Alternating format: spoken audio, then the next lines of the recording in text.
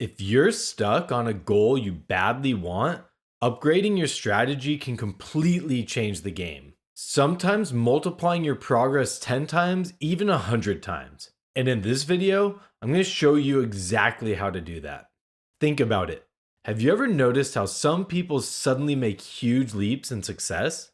Their business skyrockets, their body transforms, they're suddenly friends with everybody, and somehow it seems like it happened overnight. It's not because they just worked a little harder, it's because they found a better strategy. There's a reason why this works. Because strategy multiplies the impact of every action, turning small steps into massive progress. We'll break this into 3 phases so you can discover 1. How to know if your strategy is the real problem. 2. What a great strategy actually looks like. And 3. How to build a strategy that skyrockets your progress. At this point, you might be wondering, is my strategy even the thing that's holding me back? So let's dive into phase 1, how to know if your strategy is the problem. You don't want to change your strategy if it isn't actually a constraint. After coaching dozens of people and making this mistake myself, I can tell you this. The last thing you want to do is abandon a strategy that's actually working. So here's how you can quickly verify if your strategy is the real issue. First, check how you feel about your current strategy. Ask yourself, if I execute this plan perfectly, will it actually work? If the answer is no, you've already found your problem.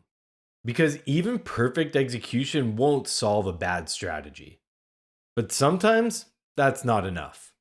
So second, look at your execution. If you're taking consistent and productive action every day, but you're still not making progress, your strategy is off. Maybe you're doing the wrong things, or maybe you're doing something that could work, but not until you build the skills to make it effective. Either way, if you're grinding but not moving forward, your strategy is the problem. Finally, if you're struggling with your execution, it could be for one of 2 reasons. Either your strategy isn't the problem and you just need to take more action, or your strategy doesn't inspire action because deep down you know it won't work. If your strategy isn't strong enough, you probably want to learn how to fix it, and that's exactly what we're going to do. But first, let's get on the same page by covering phase 2. What a great strategy actually looks like. A good strategy comes down to 3 things. First is simplicity.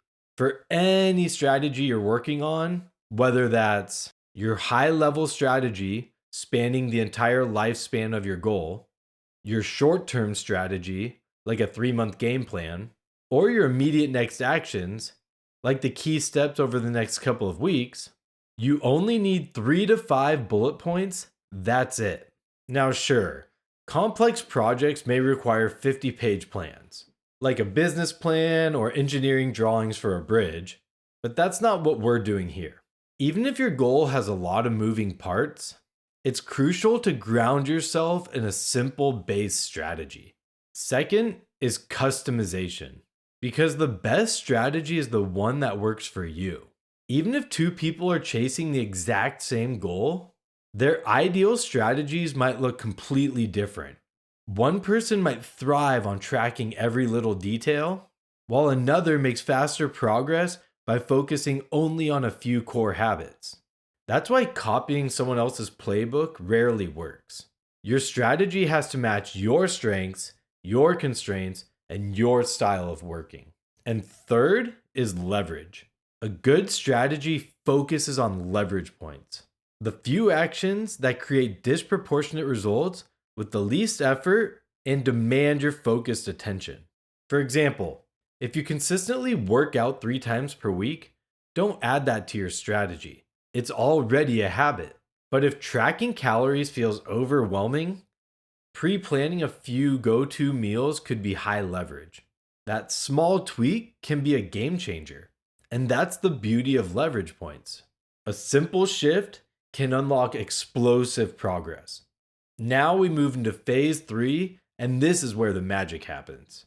because this is where you actually learn how to create a winning strategy. Up to now, we've been diagnosing the problem and defining what makes a great strategy. But here's the truth: none of that matters unless you know how to build a great strategy that works for you. And that's what phase 3 is all about. It's not theory anymore. It's the practical process you can actually use to design a strategy that multiplies your progress. I break it into 3 ways to uncover leverage points, and then 1 step to validate them. Let's go through each, and I'll share 3 of my favorite methods in each bucket. The first way to find leverage points is to look inward. This means reflecting on your own ideas, beliefs, strengths, weaknesses, knowledge, constraints, and environment. Why is this powerful? Because no one knows your situation better than you do. Remember, the best strategy for you is unique and customized.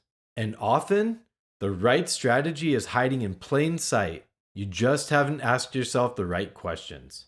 Here are 3 of my favorites. 1. Look for non-negotiables. Ask, what must happen, no matter what, to achieve this goal? Sometimes progress comes down to one single activity that can't be skipped. 2. Find the big impact. Ask, what one thing could I do to drive disproportionate results with minimal effort? This helps you think outside the box to find a powerful action you weren't considering. And 3, identify the constraint. Ask, what's the single biggest thing holding me back right now? Most people try to fix everything at once, but if you solve your true constraint, you build momentum fast. The second way to uncover leverage points is to look outward. This means getting ideas from other people, resources, and tools you wouldn't find alone. Why is this powerful? Because it shortcuts years of trial and error. You don't have to reinvent the wheel. But here's the key: what works for others is proof that something works, not proof it'll work the same for you. So try it, see what sticks, and adapt it to your strengths and situation. And I'm not just talking about doing research and consuming more content. You already know that. Instead, here are 3 ways that are often overlooked. 1. Connect the dots. Ask, what strategies are working for others with the same goals? Success leaves clues, but only if you test them and adapt them to fit your style. 2. Ask others. Ask, who could I reach out to for help, perspective, or advice? It could be a mentor, a peer, or even someone outside your field. Sometimes the best insights come from a fresh perspective. And 3, use AI coaching. Ask, how can I share my goal and struggles with AI to generate new strategies? AI won't hand you the final answer, but it can surface dozens of angles you'd never think of on your own. The third way to find leverage points for your strategy is to look at the data. That means stepping back and asking what's actually happening. Why is this powerful? Because data cuts through stories and excuses to give you the truth. Here are 3 of my favorite ways to find leverage points with data. 1. Look at past successes. Ask, what's worked for me before? Don't throw away proven tactics just because they're not shiny anymore. 2. Watch out for suspicious changes. Ask, what changed before things got harder? Often, the drop-off isn't mysterious. It's tied to a decision you made without realizing it. And 3, do a time audit. Simply ask, where do I spend my time? Track where your time goes for 2 weeks. You'll quickly see what actually gets attention and what doesn't. These tips, to look inward, to look outward, and to look at the data, give you unlimited ways to find leverage points. But you won't always know whether they're actually good or not. So finally, you have to validate your strategy. Why is this powerful? Because ideas don't matter, results do. And testing separates the two. Here are 3 of my favorite ways to do it. 1. Track progress. Pick one key metric that proves whether your strategy is working. Without a metric, you're flying blind. 2. Run small experiments. Don't bet everything on one big plan. Test pieces of your strategy on a small scale to see what sticks. And 3, get expert feedback. Share your strategy, process, and results with someone who's been there. They'll spot the flaws you can't see and point out opportunities you're missing. Now, this may seem like a lot of work. I just shared several of my favorite tactics, and I've built out dozens more that go much deeper inside the Goal Smash School community. But we don't have time to cover them all here, and honestly, you don't need to right now. Because here's the thing, you don't need to use them all. Finding one good leverage point can change your life forever. Simply craft a strategy you think could work better, then test it. Keep or improve what works, and change or improve what doesn't. Then repeat. And one last thing, don't expect leverage points to feel magical from day one.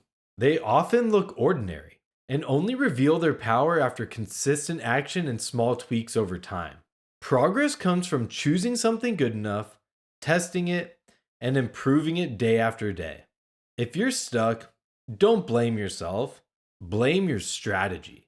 Because the fastest way to get unstuck isn't to work harder, it's to work smarter. Fix the plan and progress follows, often significantly. That's the power of strategy. And if you want help finding your constraint and building a strategy that actually works, that's exactly what we do inside my Goal Smash School community. It's where I walk you through diagnosing your number one roadblock, show you how to smash through it step by step, and give you access to dozens more tools for building winning strategies. It's ridiculously affordable for what you get, and a blast smashing goals alongside others chasing their own big wins. Check it out in the link in the description below. I'd love to see you inside.